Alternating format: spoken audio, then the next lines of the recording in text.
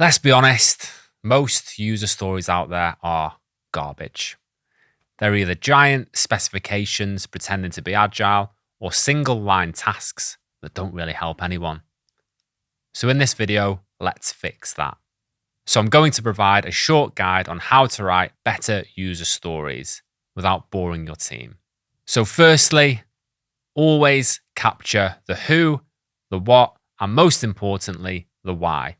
You know the format by now. It's simple. As a user, I want to, so that. The why is the gold. Without it, you're just writing tickets, not stories.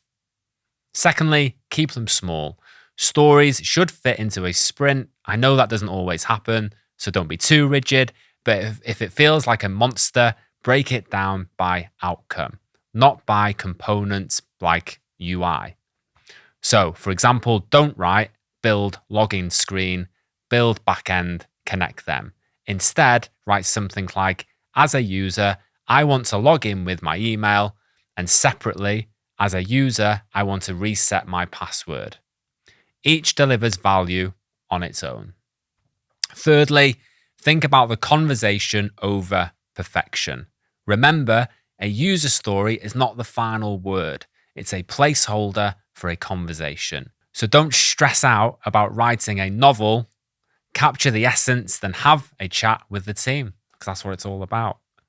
Moving on to acceptance criteria. If you are using it, but it can make it testable. Because this is where most stories die. If you can't test it, you can't finish it. So using clear acceptance criteria like the user can add an item to wishlist. Wishlist is saved after logout. Wishlist shows on the home page. If you can't say yes or no at the end, it's too vague. Moving on to focusing on the customer. Stop writing as a system.